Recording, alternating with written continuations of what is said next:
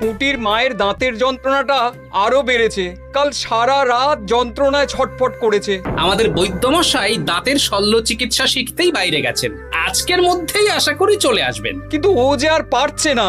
শোনো, তুমি একটা তুলোর মধ্যে লবঙ্গ তেল দিয়ে পুঁটির মায়ের যে দাঁতে ব্যথা হচ্ছে তার গোড়ায় রাখো। বৈদ্যমশাই এলে আমি তোমাদের বাড়িতে যেতে বলছি। আচ্ছা গোপাল দাদা। যাই, বাজার থেকে চটপট ঘুরে আসি, এরপর আবার রাজসভায় যেতে হবে।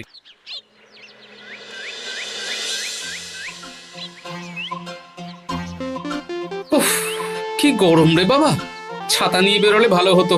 এই তো সামনে আখের রস বিক্রি হচ্ছে, একটু আখের রস খাই, শরীরটা বেশ চাঙ্গা লাগবে। ভাই, আখের রস কত করে দিচ্ছ? 1 ভাঁড় 10 আনা গোপাল দাদা। দাও দেখি 1 ভাঁড়। আরে, এই যন্ত্রটা কিন্তু দারুণ। ওই আমাদের রাজ্যের বিজ্ঞানী মশাইয়ের অবদান।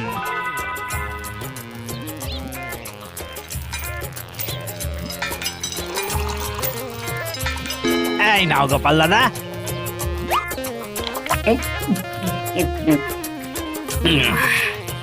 আহ, শান্তি। এই নাও ভাই, তোমার 10 আনা।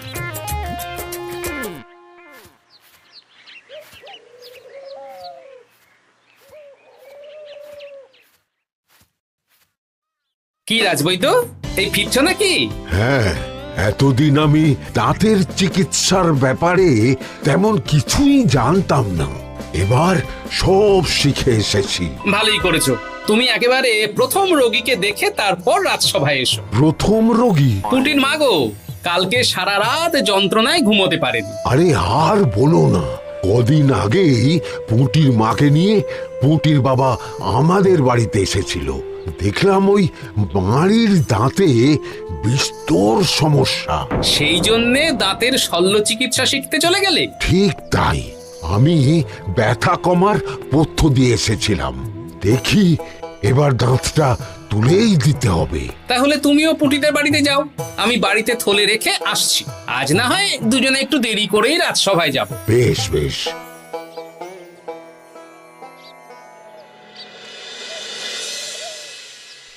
দেখুন মহারাজ, দেখুন আজকে রাজবৈদ্য আসেনি, আর ওদিকে গোপালও ডুব দিয়েছে। এই আনন্দে আমাদেরও ছুটি দিয়ে দিন মহারাজ। কি আনন্দে? এই গরমে বাড়ি বসে একটু আমপনার শরবত খাবো আর ঘুমবো। রাজ্যের সেনাপতি যদি বিশ্রামের কথা বলি, তাহলে আমার আর কিছুই বলার নেই।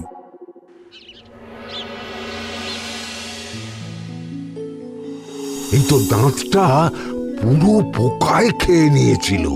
এখন দুদিন কোনো কথা বলা যাবে না, শুধু জল বা তরল জাতীয় খাবার খাবে।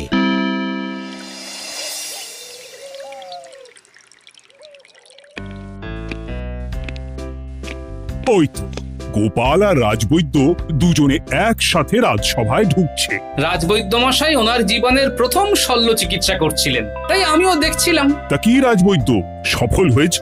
হ্যাঁ মহারাজ, পুঁটির মায়ের একটা মাড়ির দাঁত পোকায় খেয়ে নিয়েছিল, সেটাই তুলে দিলাম। ভালোই হলো, আমাদের রাজ্যে কোনো দাঁত তোলার বৈদ্য বা চিকিৎসক ছিল না। এখন তুমি সাধারণ রোগ ব্যাধি নিরাময়ের সাথে সাথে দাঁতের চিকিৎসাও করবে। কিন্তু মহারাজ, একটা যে সমস্যা আছে। আবার কি সমস্যা? আমি যে দাঁতের শল্য চিকিৎসা করি, এটা তো আর রাজ্যবাসী জানে না, তাই কতজন আর আমার কাছে আসবে সে নিয়ে আমার সন্দেহ আছে।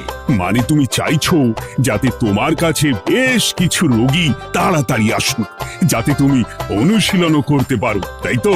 একদম ঠিক ধরেছেন মহারাজ, কাজ না করলে হাত পাকাবো কি করে? তাহলে ঢেড়া পিটিয়ে বলে দিলেই তো হয়। এতে তেমন ভালো কাজ হবে বলে মনে হয় না। তা তুমি কি বলতে চাইছো গোপাল? প্রচার হবে, কিন্তু একটু অন্যভাবে। কিভাবে?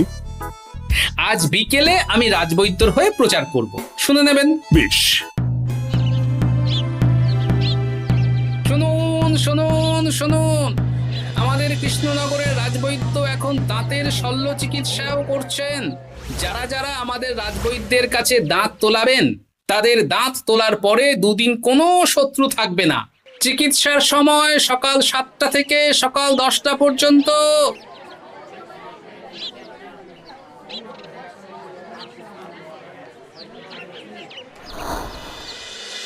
এসব তুমি কি উল্টো পাল্টা কথা বলছো গোপাল? উল্টো পাল্টা না, আপনি দেখুন না আপনার বাড়িতে লোকজন আসে কিনা। আর কেউ যদি জিজ্ঞাসা করে যে এই রকম প্রচারের কারণটা কি, তাহলে বলবেন রাজসভায় আমার সাথে কথা বলতে আমি বুঝিয়ে দেব।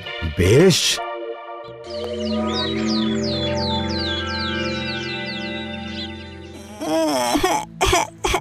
তোকে বারবার বলি এত মিষ্টি গুড় কাঠি খাস না। কি করবো বাবা, কি ব্যথা।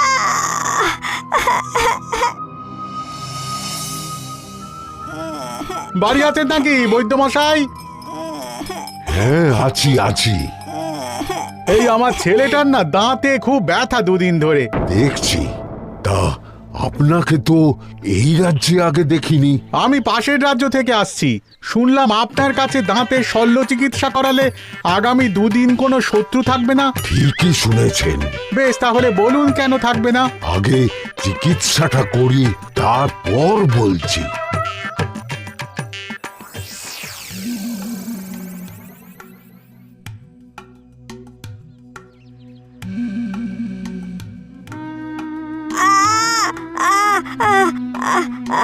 আর চিন্তা নেই, এখন দুদিন কোনো কথা বলা যাবে না। এবার তো বলুন আমার ছেলের আগামী দুদিন কোনো শত্রু থাকবে না কেন? আজকে রাজসভায় চলে আসুন, ওখানে গোপাল এই প্রশ্নের উত্তরটা দিয়ে দেবেন। তা বৈদ্য, তোমার কাছে আজকে কেউ এসেছে?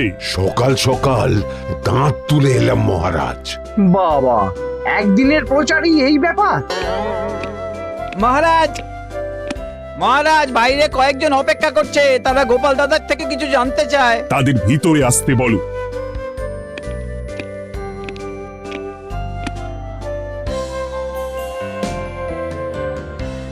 আজ আমার ছেলে বৈদ্যমশাইয়ের কাছে একটা দাঁত তুলিয়েছে। আমি জানতে চাই প্রচার অনুযায়ী আমার ছেলের নাকি আগামী দুদিন কোনো শত্রু থাকবে না, সেটা কেন বলা হয়েছে? আমরাও জানতে চাই। বলতে পারি, কিন্তু কথা দিতে হবে। এই কারণটা বাইরে আর কাউকে বলা যাবে না। বেশ, বলবো না। বাংলায় একটা প্রবাদ আছে, বোবার শত্রু নেই। মানুষ সাধারণত কথার বিনিময়ে মতবিরোধ, বিবাদ বা শত্রুতা করে। যে ব্যক্তি কথা বলতে পারে না, তাই তার সঙ্গে কথা বলে মতবিরোধ হওয়ার কোনো সুযোগই নেই। মানে যার যার দাঁত তোলা হবে তারা তো আগামী দুদিন কথা বলতে পারবে না। আর কথা না বললে কোনো বিবাদ হওয়ার ব্যাপার নেই। আর বিবাদ না হলে কারো সাথে শত্রুতাও হবে না। কি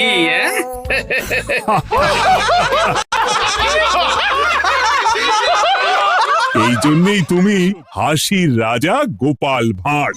কে তোমার কথা শুনতে যাবে? একদিন না হয় প্রচারের চমকে এলো, এরপর কিভাবে আসবে শুনি? এরপর রাজবৈদ্যের সুনামেই লোকজন ছুটে ছুটে আসবে। বাহ বাহ বাহ, তোমার কত জ্ঞান! মহারাজ, এই কথা শুনে আমার মাথাতেও একটা বুদ্ধি এলো। অল্প পুঁজিতে শুধু প্রচারের জোরে এত রোজগার করব না, গোপাল হাঁ করে দেখবে। নিশ্চয়ই কোনো লোক ঠকানোর কথা ভাবছেন। মোটেই না। আচ্ছা, আগামী 3 দিন ব্যাপী মেলা হবে, সেখানেই তোমরা দুজনে তাহলে ব্যবসা করো। বেশ, করব। যে সবচেয়ে বেশি রোজগার করবে তাকে আমি 50 মোহর পুরস্কার দেব। রাজি। মেলার শেষে আমার প্রশংসায় পঞ্চমুখ হবেন সবাই, দেখে নেবেন।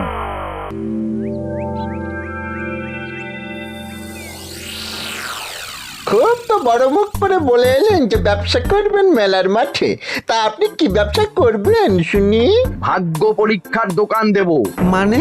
মানে আমি বিভিন্ন মেলায় দেখেছি যে একটা দোকানে নিচের দিকে হেলানো অবস্থায় একটা পাতলা কাঠের পাটাতন থাকে। সেই পাটাতনের উপরে 1 থেকে 6 অবধি সংখ্যা লেখা থাকে, তাই তো? হ্যাঁ, যারা মেলায় ভাগ্য পরীক্ষা করতে আসবে তাদের ফাঁপা লোহার 6টা বল দেয়া হবে। যদি ওই 6টা বলই নম্বর লেখা খোপের মধ্যে ঢোকাতে পারে তাহলে প্রথম পুরস্কার পাবে। আমিও ওটারই দোকান দেব, কিন্তু শুধুমাত্র একটাই পুরস্কার থাকবে। 6টা বল 6 নম্বর খোপের মধ্যে ফেলে কেউ যদি 36 করতে পারে তাহলে সে পাবে 100 মোহর উপহার। আরে খেলার জন্য কত মোহর লাগবে? 1 মোহর। আপনি কিন্তু জেনে বুঝে বিপদ ডেকে আনছেন। একজন কেউ ফেলে দিলেই আপনার হাত থেকে 100 মোহর ফসকে যাবে। আরে মেলার ভিড়ে যদি আপনি পুরস্কার না দেন তাহলে জনতার একটা মারও ফসকাবে না। আরে সেই জন্যই তো তোদের পোষা। তোদের মধ্যে যে কোনো একজন ওই কাঠের পাটাতনের নিচে লুকিয়ে থাকবি। যখনই দেখবো কেউ 36 করে ফেলছে আমি গলা ঠাকরাবো আর তোরা কাঠের পাটাতনটা হালকা করে নিচ থেকে নাড়িয়ে দিবি। এটা তো দারুণ বুদ্ধি। কি বলছো গোপাল, তুমি আখের রসের দোকান দেবে? হ্যাঁ, এই গরমে আখের রসের বেশ চাহিদা। তোমার বানানো ওই যন্ত্রের চাকা ঘোরাবো আর আমার ভাগ্যের চাকা ঘুরবে। সে ঠিক আছে, আমার কয়েকটা যন্ত্র বানানোই আছে। তুমি না হয় মেলায় ব্যবহার করো 3 দিন। ব্যাস, আর চিন্তা নেই। এবার শুধু জমিয়ে আখের রস বিক্রি করব, সাথে বিভিন্ন মশলা, বরফ আর পাতিলেবুর রস দেব।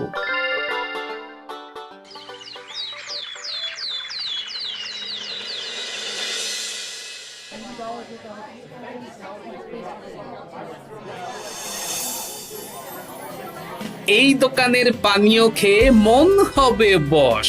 গোপাল ভাঁড় নিয়ে এসেছে ঠান্ডা আখের রস।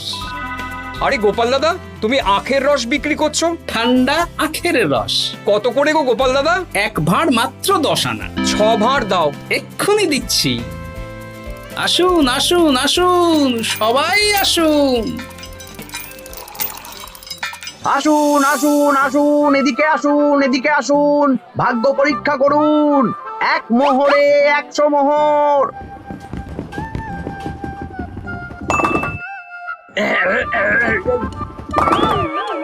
ভাগ্য পরীক্ষা করুন। মন্ত্রী মশাই বলেন কি 1 মোহরে 100?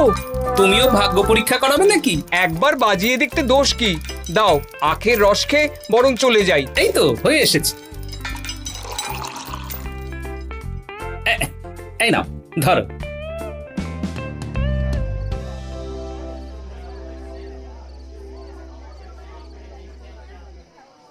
কি মন্ত্রী, ব্যবসা কেমন চলছে? ভালোই। আপনি একবার ভাগ্য পরীক্ষা করে দেখবেন নাকি মহারাজ? না না না, আমি এসবে নেই। জানি আপনার কাছে 100 মোহর নস্যি, তবুও 1 মোহরের বিনিময়ে চেষ্টা করে দেখুন না।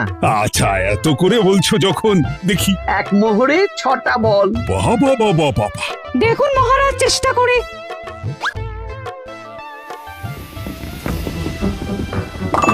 এই তো একটা 6 পড়েছে।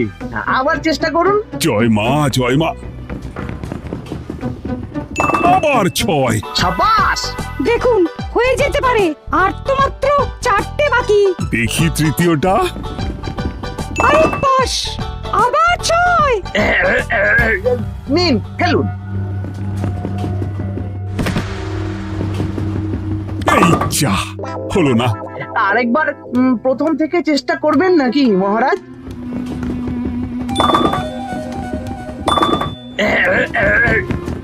না, এবারেও হলো না। 2 মোহর জলে। অন্য সব জায়গায় বাকি সংখ্যাতেও পুরস্কার থাকে, আপনার এখানে নেই কেন? আমার এখানে ধামাকা পুরস্কার, তাই বাকি আর কিছু রাখিনি। 36 করতে পারলেই 100 মোহর। এই নাও মন্ত্রী, 2 মোহর।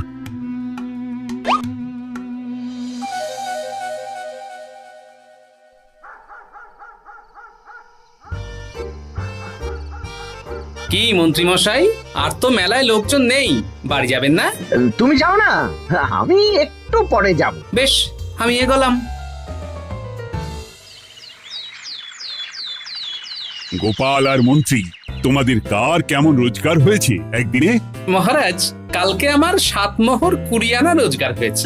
আমার 70 মোহর, কিন্তু খরচ কিছুই হয়নি, কারণ কেউ 36 করতে পারেনি মহারাজ। বাহ বাহ বাহ, আমি তো বলেছিলাম আমি যখন ব্যবসা করব গোপাল আমার ধারে কাছে দাঁড়াতে পারবে না। বেশ, এখনো তো আজ আর কাল দুদিন মেলার বাকি আছে।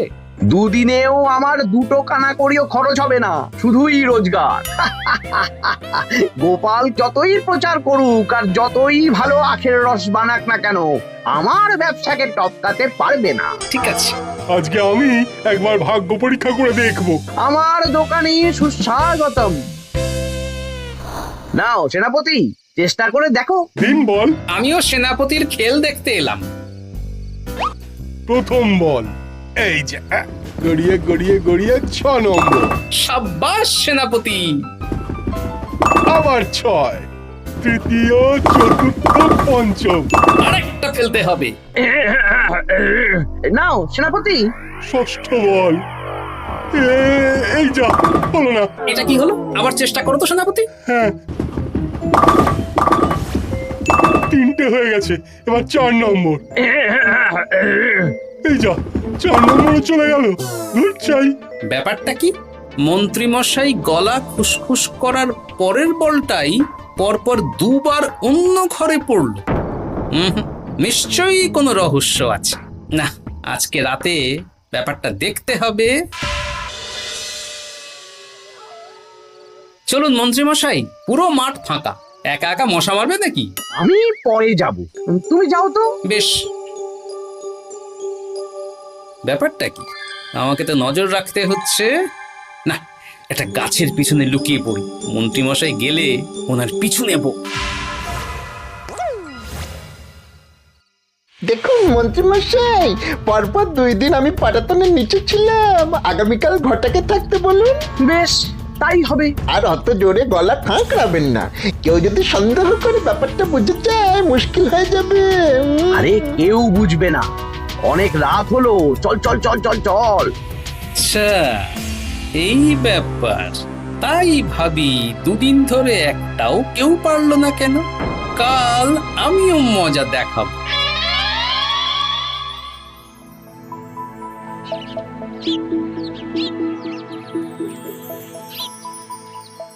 বাবা চলে এসেছেন দেখছি।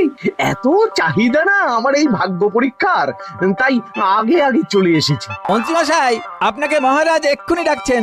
এখন কেন? সে তো জানি না, চলুন।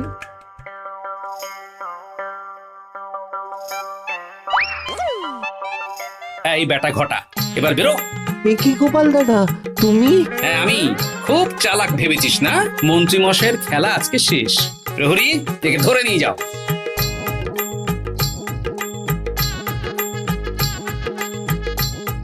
বিজ্ঞানী, তুমি তোমার চুম্বক নিয়ে এসেছো তো? হ্যাঁ, এবার 6 নম্বরের নিচে একটা টান টান করে সমান রেখা টানতে হবে, আগা থেকে গোড়া অবধি। তুমি তো সব সকালে বুঝিয়েই দিয়েছো। দাঁড়াও, দাগটা টেনে নি। একদম 6 নম্বর খোপ অবধি যাচ্ছে, সেই অনুযায়ী টান টান করে দাগ টানো। টানছি, তুমি বাইরে নজর রাখো। নজর রাখছি। কাজ হয়ে গেছে, তুমি একবার অনুশীলন করে দেখে নাও। হ্যাঁ দেখছি। শুরু করো। শুরু করছি। একদম পাক্কা আছে। দূর, কেউ ডাকেনি, অকারণে সময় নষ্ট করলো। কতগুলো খদ্দের ফিরে গেছে কে জানে। কি হলো মন্ত্রী মশাই, এত রাগ কিসের? রাগ হবে না, ওরই বেটা আমার সাথে মজা করছিল। বেশ, অনেকজন খদ্দের ফিরে গেল, আমার কত ক্ষতি হয়ে গেল। আমি খেলে আপনার ক্ষতিপূরণ দিতে পারি। কি তুমি খেলবে? হ্যাঁ, ভাগ্য পরীক্ষা করতে দোষ কোথায়? ওই তো বেশ কয়েকজন সভাসদেরা আসছেন, সবার সামনেই খেলবো। তাহলে শুরু করি। হ্যাঁ, শুরু করো। এই বল যা, 6 নম্বরে যা। আরে বাস, গোপালের ফেলাপল তো গড়ালো না, সোজা 6 নম্বরে চলে গেল। এই দেখুন, আবার যাবে। বলকে আমি বলবো, বল কথা শুনবে। এই বল যা তো, 6 নম্বরে যা। আবার 6, আবার 6। আবার 6। কি এটা কি হচ্ছে? যা বল, এটাও 6 নম্বরে যা। আবার 6। 100 মোহর। হ্যাঁ এটা কি করে হলো? দিন মন্ত্রী মশাই, 100 মোহর দিন। ইয়ে না মানে মন্ত্রী দাও বলছি। আমি আবার খেলবো। 6 আবার 6। আবার 100 মোহর। আর নেই। এই ঘটা আর কি করছিসটা কি? ঘটা নেই মন্ত্রীমশাই, আমি আছি। আর আছে আমার চুম্বক। মানে মানে তোমার কারসাজি ধরা পড়ে গেছে মন্ত্রী। গোপাল আমাদের সব বলেছে। হ্যাঁ, আপনি যেমন ছলনা করে ভাগ্য পরীক্ষার ব্যবসা করছিলেন, তেমনি গোপালও ছলনা করে আপনার ব্যবসা উল্টে দিল। তাহলে শেষমেশ কে জিতলো? হাসির রাজা, জ্ঞানীর রাজা, রসিক রাজা গোপাল ভাঁড়। লোকের ভাগ্য পরীক্ষা করছিলাম আর আমারই দুর্ভাগ্য নেমে এলো।